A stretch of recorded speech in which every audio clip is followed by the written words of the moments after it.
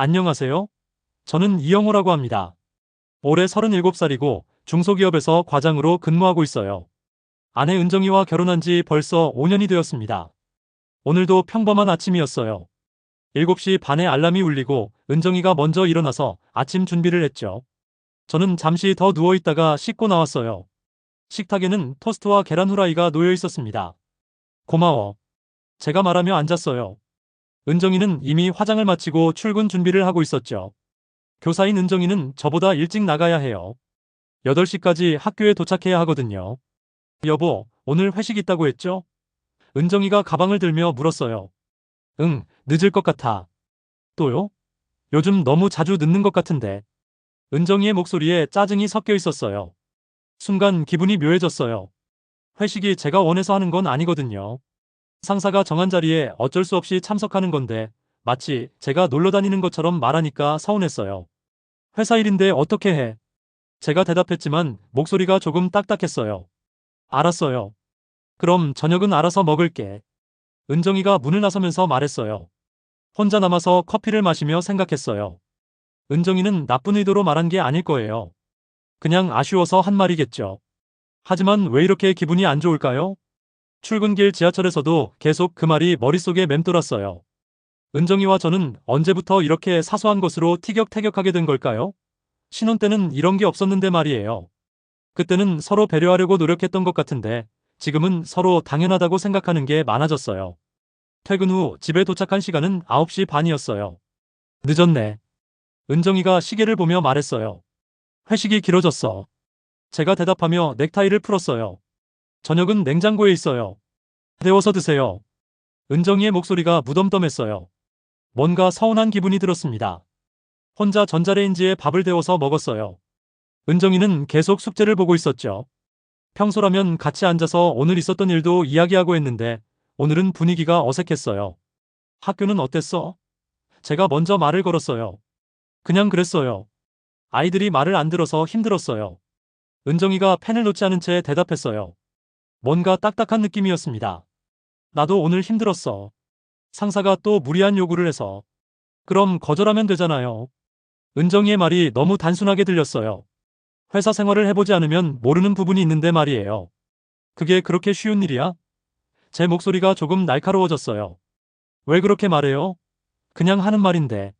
하는 말이라고 하지만 듣는 사람은 기분이 안 좋아. 은정이가 펜을 탁 놓고 저를 쳐다봤어요. 그럼 제가 뭘 어떻게 말해야 하는데요? 좀 더 이해해주면 안 돼? 저도 이해받고 싶어요. 혼자서 집안일 다 하는 것도 힘들다고요. 순간 할 말이 없어졌어요. 은정이 말도 맞았거든요. 저는 회사 일만 힘들다고 생각했는데 은정이도 학교에서 아이들 가르치고 집에 와서 집안일까지 하니까 힘들 거예요. 미안해. 나도 요즘 스트레스가 많아서. 제가 먼저 사과했어요. 저도 미안해요. 말을 좀 심하게 했네요. 은정이도 고개를 숙였어요. 하지만 뭔가 완전히 해결된 느낌은 아니었습니다. 그날 밤 잠자리에서도 어색했어요. 평소에는 하루 있었던 일을 이야기하면서 잠드는데 그날은 서로 등을 돌리고 잤어요. 별것 아닌 일인데 왜 이렇게 마음이 불편한지 모르겠어요. 다음날 점심시간에 김 선배와 식당에 갔어요. 김 선배는 작년에 이혼했는데 처음엔 별로 이야기하지 않았거든요. 그런데 요즘 가끔씩 경험담을 들려줘요. 영호야, 너 결혼 생활 어때? 김 선배가 갑자기 물었어요. 그냥 그래요. 평범하게 지내죠. 평범하다는 게 좋은 거야. 나도 처음엔 그랬거든. 선배는 왜 이혼하게 된 거예요? 조심스럽게 물어봤어요. 한마디로 말하면 대화가 안 됐어. 서로 말하는 방식이 달랐던 거지. 결국 말로 못 견디면 다 끝나는 거야. 그 말이 가슴에 와 닿았어요. 말로 못 견디면 다 끝난다니. 저희 부부도 요즘 대화가 자꾸 엇나가는 것 같아요. 구체적으로 어떤 문제가 있었는데요? 우리 와이프는 직설적이었어. 생각하는 대로 바로 말하는 스타일이었지. 나는 돌려서 말하는 편이고. 그러다 보니까 오해가 자주 생겼어. 김 선배 이야기를 들으니까 은정이 얼굴이 떠올랐어요. 은정이도 솔직하게 말하는 게 좋다고 생각하는 타입이에요.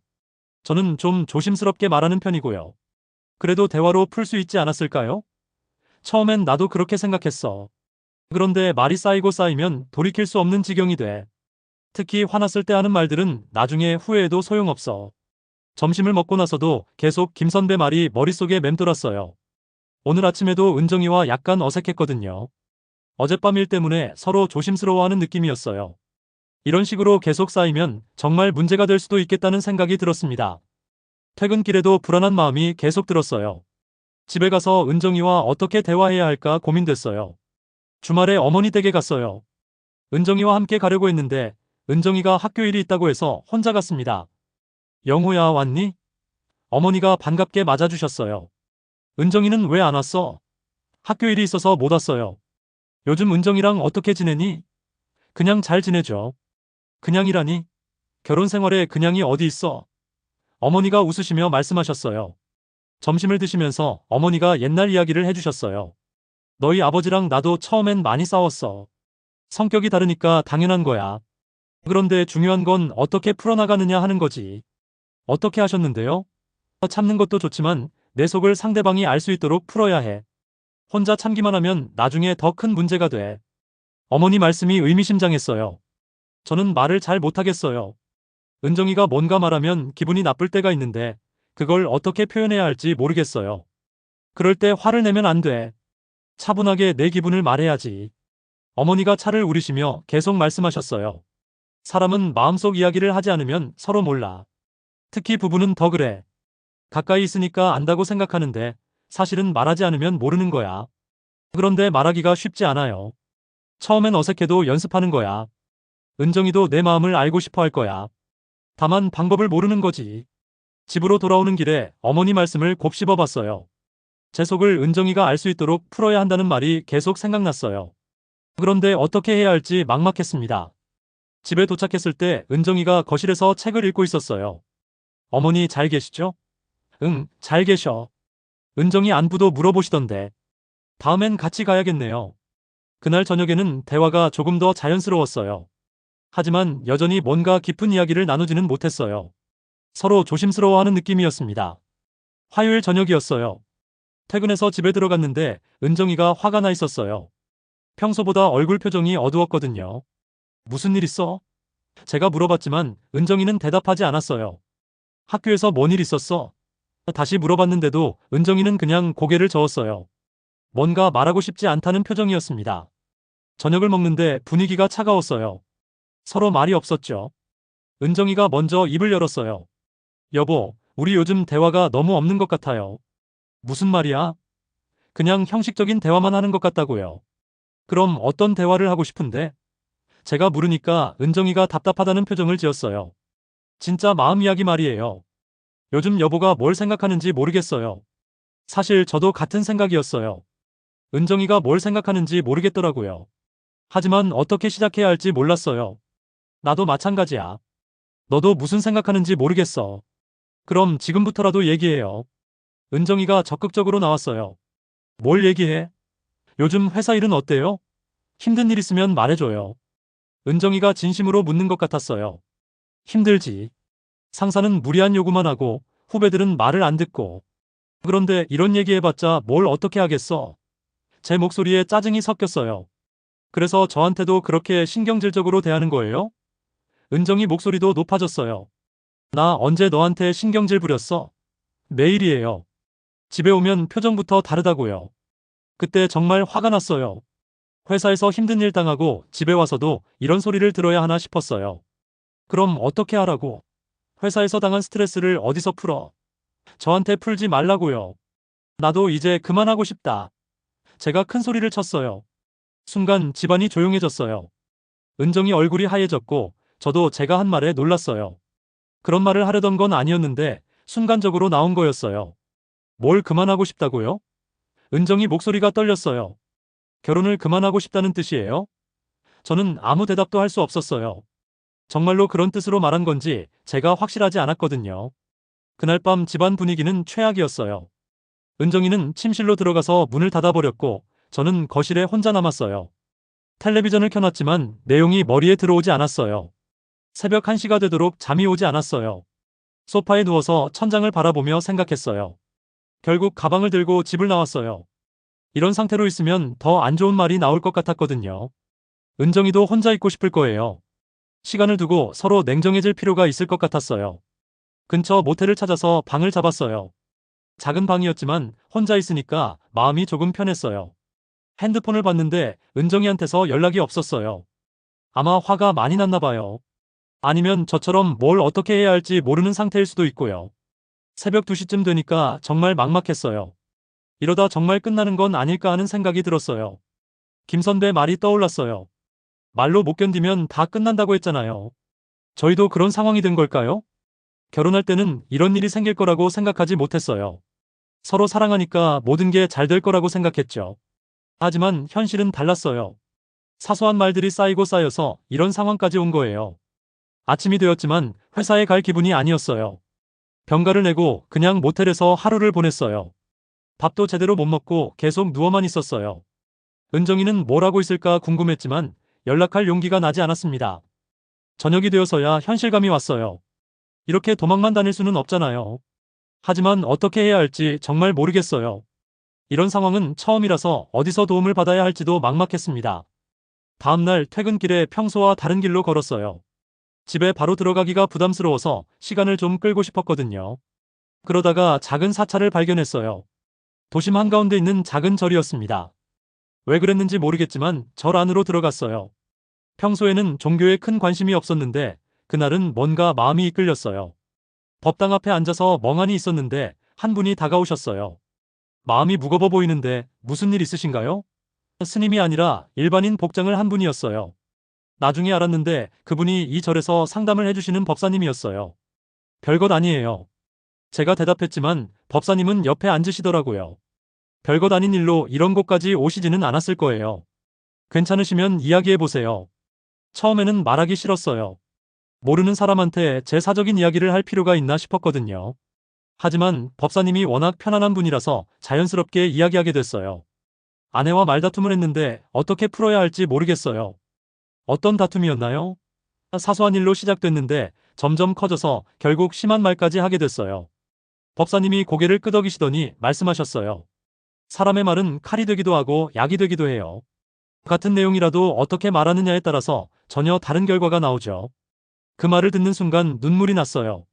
정말 그랬어요. 제가 은정이한테 한 말들이 칼이 되었던 거예요. 은정이가 저한테 한 말들도 마찬가지였고요.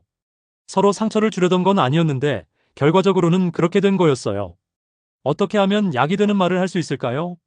우선 자신의 감정을 정확히 아는 게 중요해요. 화가 났다, 서운했다. 이런 표현만으로는 부족해요.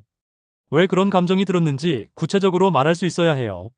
법사님과 1시간 정도 이야기했어요.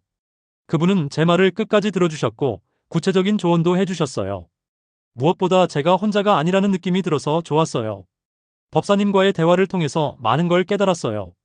제가 지금까지 힘들다, 싫다, 참는다 이런 단순한 표현만 반복했다는 걸 알게 됐어요. 정작 왜 힘들고 무엇이 싫고 어떤 걸 참고 있는지는 구체적으로 말하지 않았던 거예요. 예를 들어서 아내가 또 늦는다고 말했을 때 단순히 기분 나쁘다고만 생각하지 말고 정확히 어떤 감정인지 파악해보세요. 법사님이 조언해 주셨어요. 생각해보니까 그때 제가 느꼈던 건 단순한 짜증이 아니었어요. 내가 놀러 다니는 것처럼 생각하는구나. 회사 일의 어려움을 이해해주지 않는구나 하는 서운함이었어요. 그런데 저는 그걸 구체적으로 말하지 않고 그냥 기분 나쁘다고만 생각했던 거죠. 그럼 어떻게 말했어야 할까요?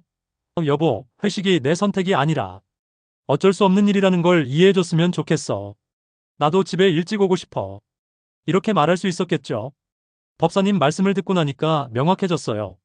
저는 지금까지 제 감정을 정확하게 표현하지 못했던 거예요. 그러다 보니까 은정이도 제 마음을 몰랐던 거고 오해가 계속 쌓였던 거죠.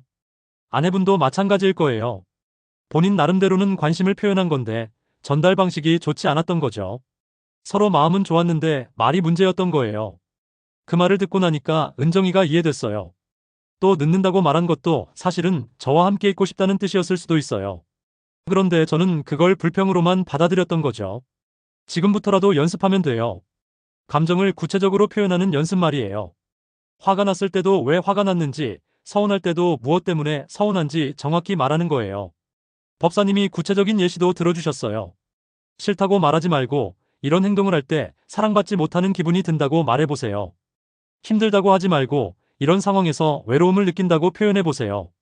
절을 나올 때는 마음이 한결 가벼워졌어요. 아직 은정이와 화해한 건 아니지만 어떻게 해야 할지 방향이 보였어요. 무엇보다 이 문제가 해결될 수 있다는 희망이 생겼습니다. 집으로 가는 길에 계속 생각했어요. 우선 제 잘못을 인정하고 사과해야 해요. 그리고 앞으로는 다르게 소통하고 싶다고 말해야 해요. 문득 어머니 말씀이 떠올랐어요. 내 속을 상대방이 알 수 있도록 풀어야 한다고 하셨잖아요. 그때는 어떻게 해야 할지 몰랐는데 이제는 방법을 알 것 같아요. 집 앞에 도착했을 때 마음이 떨렸어요. 은정이가 어떤 반응을 보일까 걱정됐거든요. 아직도 화가 나 있을 수도 있고 아니면 실망해서 포기한 상태일 수도 있잖아요.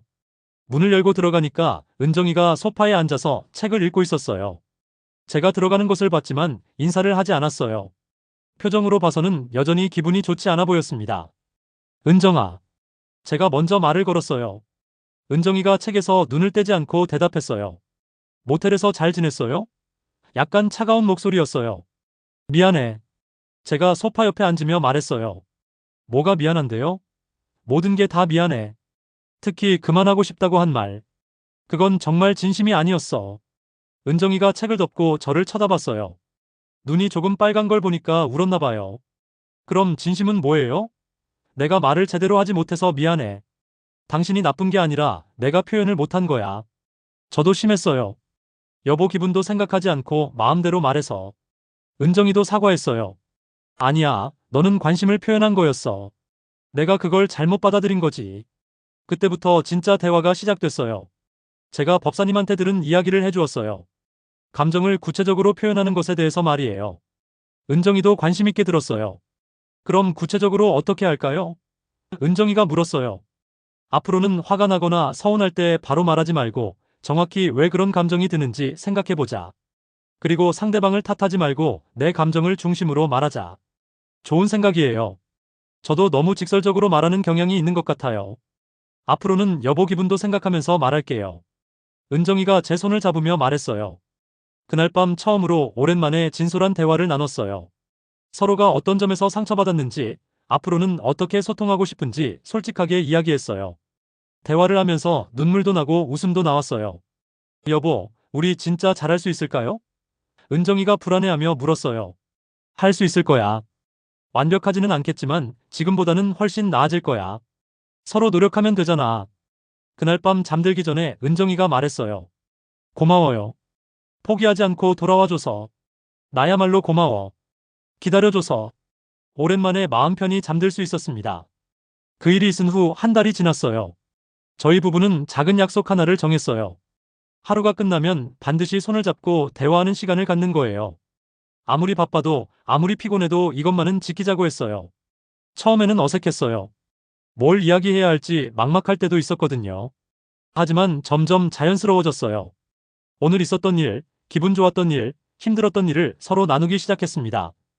오늘 학교에서 아이들이 제 말을 잘 들어서 기분이 좋았어요. 그래? 어떤 일이었는데? 수학 시간에 어려운 문제를 설명해 줬는데 다들 이해했다고 하더라고요. 이전에는 그냥 학교 어땠어? 좋았어 이런 식으로 끝났을 텐데 이제는 구체적으로 이야기해요. 서로의 일상에 관심을 갖게 되니까 더 가까워진 느낌이에요. 저도 달라졌어요. 회사에서 힘든 일이 있을 때 은정이한테 이야기해요. 오늘 상사가 무리한 요구를 해서 힘들었어. 어떻게 해야 할지 모르겠어. 그럼 한번 정중하게 의견을 말해보는 건 어때요? 불가능한 이유를 구체적으로 설명하면서 말이에요. 은정이가 조언을 해주면 마음이 한결 가벼워져요. 혼자 고민할 때와는 전혀 달라요. 다툼이 아예 없어진 건 아니에요. 여전히 의견이 다를 때가 있고 서로 기분이 나쁠 때도 있어요. 하지만 예전처럼 감정적으로 대응하지는 않아요. 잠시 시간을 두고 생각한 다음에 대화해요. 여보, 아까 그 말이 제게는 이렇게 들렸어요. 아, 그런 뜻이 아니었는데. 미안해. 내가 하려던 말은 이거였어. 이런 식으로 오해를 바로 풀어요. 쌓아두지 않으니까 큰 문제로 번지지 않아요. 김 선배도 제가 달라진 걸 알아차렸어요. 영호야, 너 요즘 표정이 밝아졌다. 그래요? 응, 예전에는 뭔가 고민이 많아 보였는데 지금은 편해 보여. 어머니도 좋아하세요. 지난주에 은정이와 함께 갔는데 너희 둘이 더 다정해진 것 같다고 하시더라고요. 무슨 좋은 일 있니? 그냥 대화를 많이 하게 됐어요. 오늘도 퇴근하고 집에 들어가니까 은정이가 저녁을 준비하고 있었어요. 고생했어요. 너도 고생했어. 이런 평범한 인사지만 예전과는 느낌이 달라요. 진심이 담겨 있거든요. 저녁을 먹으면서 오늘 있었던 일들을 이야기했어요. 웃기는 일도 있었고 힘든 일도 있었고요. 그런 일상의 소소한 이야기들이 이렇게 소중한 줄 몰랐어요. 잠들기 전에 은정이 손을 잡고 말했어요. 오늘도 고마웠어. 뭐가 고마운데요? 함께 있어줘서. 내 이야기를 들어줘서. 저야말로요. 사람의 말은 정말 중요한 것 같아요. 칼이 될 수도 있고 약이 될 수도 있어요. 예전에는 무심코 던진 말들이 상처가 되었다면 이제는 신중하게 선택한 말들이 서로를 치유해주고 있어요. 완벽하지는 않아요. 아직도 실수할 때가 있고 감정적이 될 때도 있어요. 하지만 포기하지 않고 계속 노력하고 있어요. 그게 중요한 것 같아요. 나는 이제 다리를 놓는 말을 하고 싶습니다.